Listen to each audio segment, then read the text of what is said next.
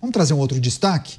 PGR, Procuradoria-Geral da República, vai apresentar a conclusão sobre as investigações contra Jair Bolsonaro somente após as eleições municipais. Pessoas próximas a Paulo Gonet afirmam que o procurador não tomará decisões que possam ter algum agitado.